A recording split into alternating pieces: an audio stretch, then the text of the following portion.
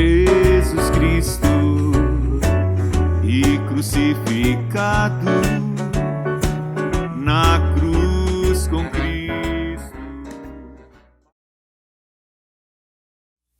Graça e paz. Irmãos, eu não sou de acreditar em sonhos assim. Não sou de jogar no bicho, nem nada.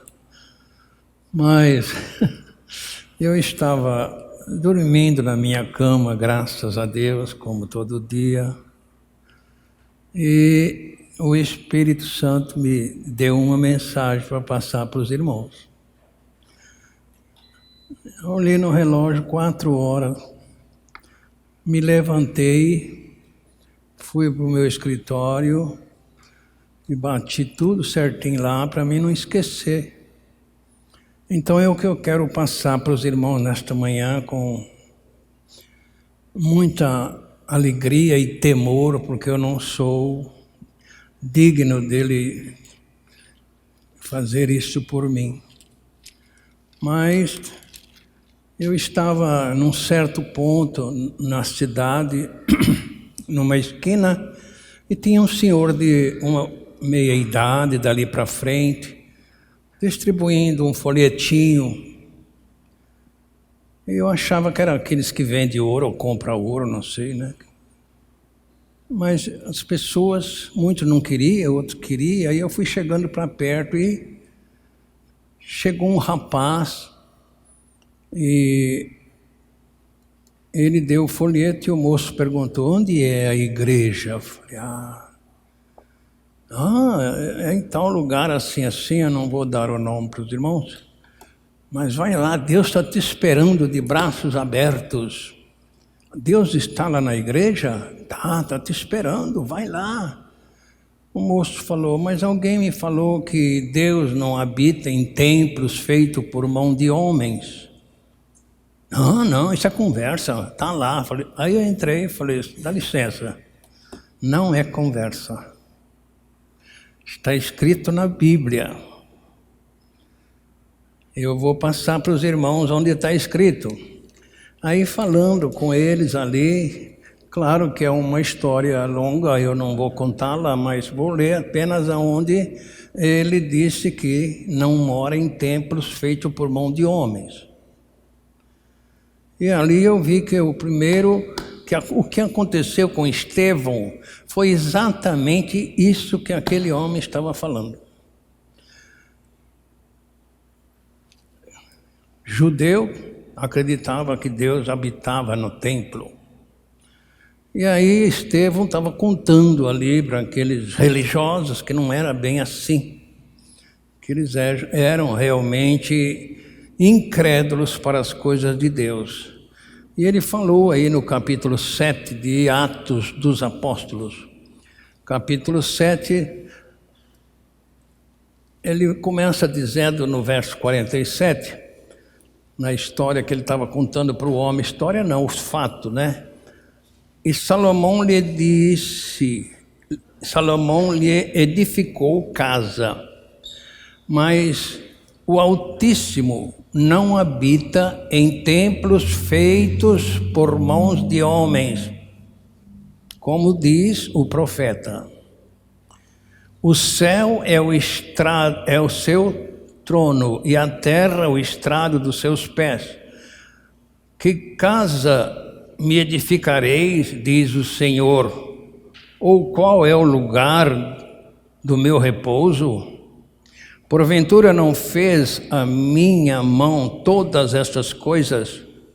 Homens de dura cerviz e incircunciso de coração e ouvido, vós sempre resististes ao Espírito Santo. Assim vós sois como vossos pais. A qual dos profetas não perseguiram vossos pais, até matarem os que anteriormente anunciaram a vinda do justo, do qual vós agora fostes traidores e homicidas? Vós que recebestes a lei por ordenação dos anjos e não aguardaram. E ouvindo eles isto, enfureceram-se em seus corações e rangiam os dentes contra ele.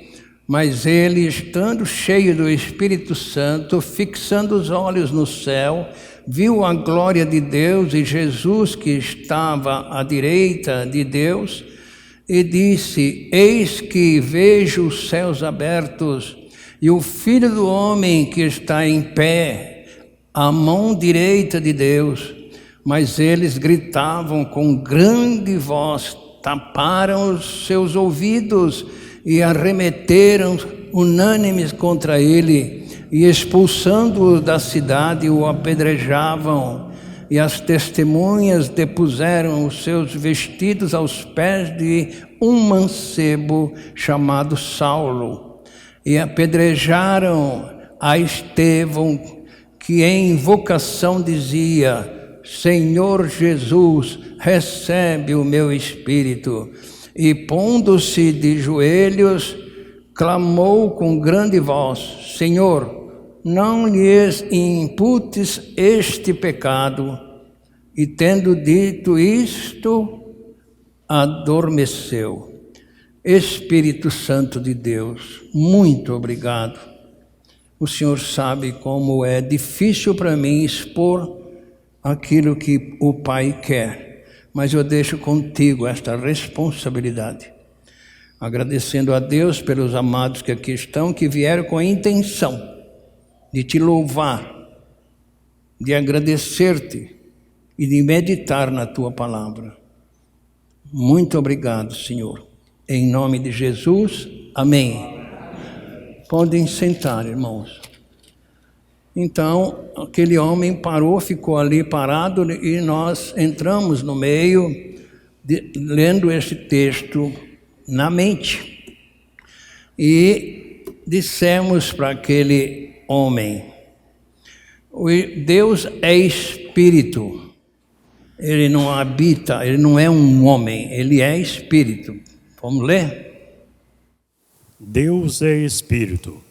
Importa que os seus adoradores o adorem em espírito e em verdade.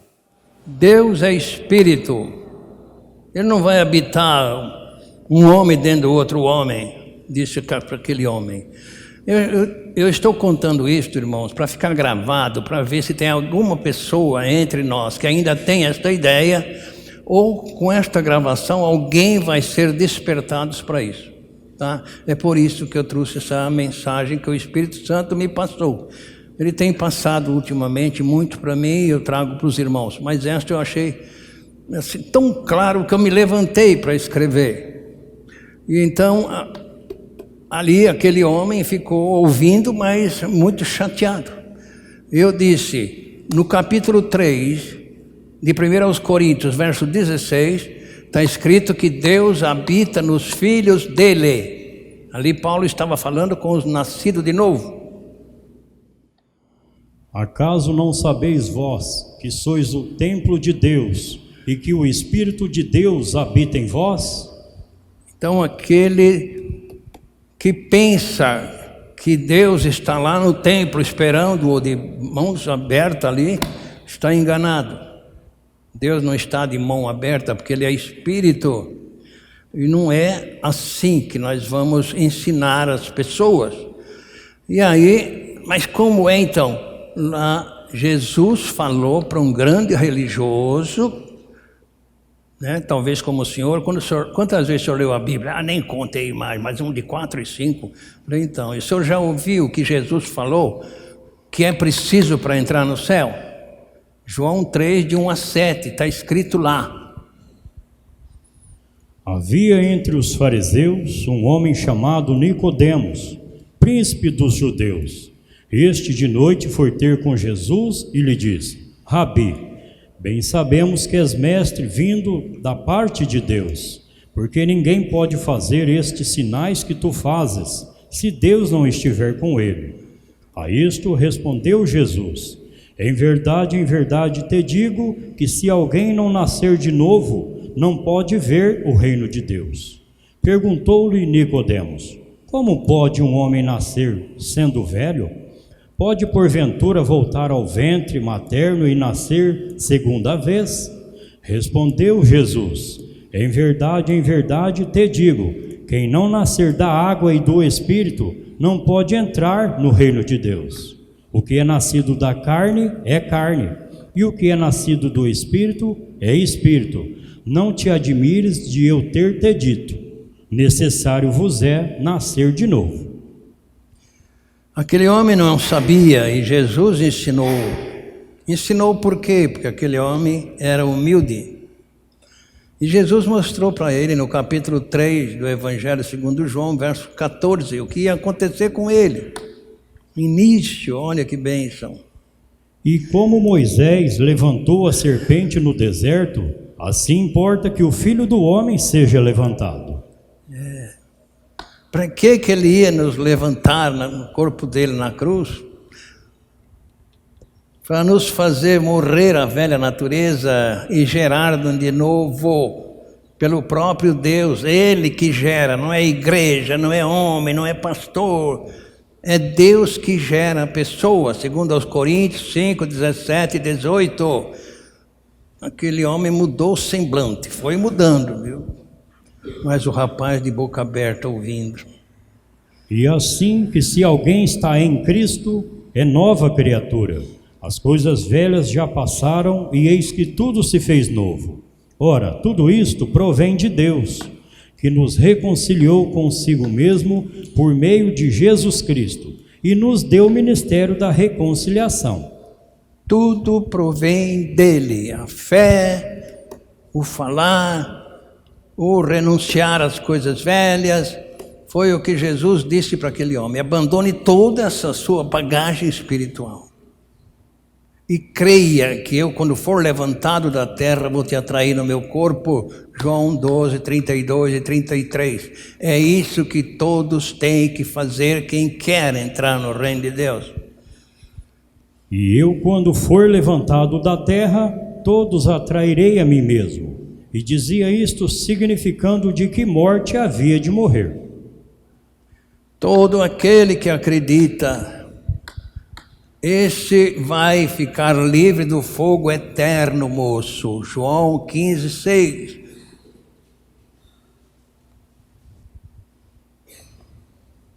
Se alguém não estiver em mim, será lançado fora à semelhança do ramo, e secará. E o apanham, lançam no fogo e ardem.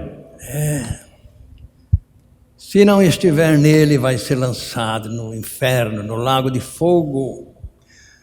Olhei, aquele homem saiu resmungando, mas o jovem ficou ali. E eu disse para aquele jovem: o dia que o senhor quiser realmente ser salvo, mas eu quero, então o senhor precisa acreditar nisso. Acreditar de todo o seu coração e abandonar tudo o que o senhor pensa ou teve ensinamentos concernente à entrada no reino de Deus. Porque se não estiver em Cristo, não vai ser gerado por Deus. E se não for gerado por Deus, não tem o Espírito Santo. E Deus só gera a pessoa pela palavra dele. Não é que ele vai pôr a mão na sua cabeça, que nem muita gente está fazendo por aí. Está escrito na Bíblia Sagrada, lá no capítulo 1 de Efésios, versos 12, 13 e 14, está mostrando ali como é que a pessoa ganha este Espírito Santo de Deus. É só pela palavra de Deus que foi falada, está escrito.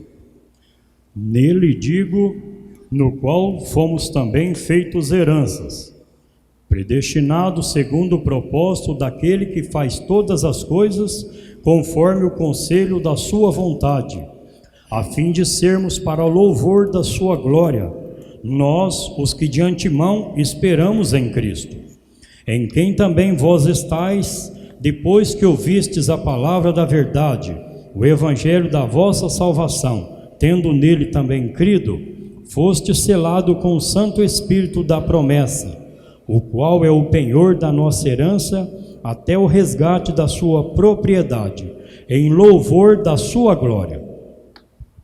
É isso, quando a pessoa ganha a morte da velha natureza e ganha a natureza divina, mudou o seu viver, moço, mudou a sua tristeza em alegria.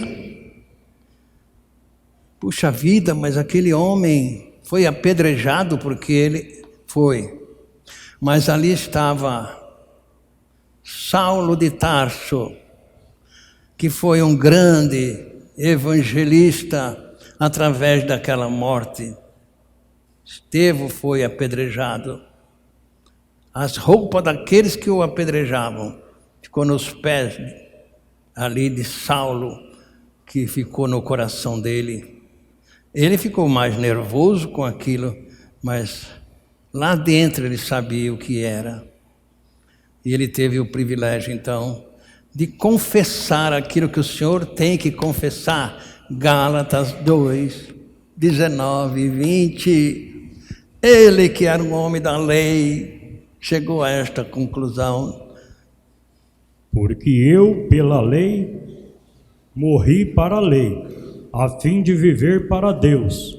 Estou crucificado com Cristo e vivo não mais eu, mas Cristo vive em mim.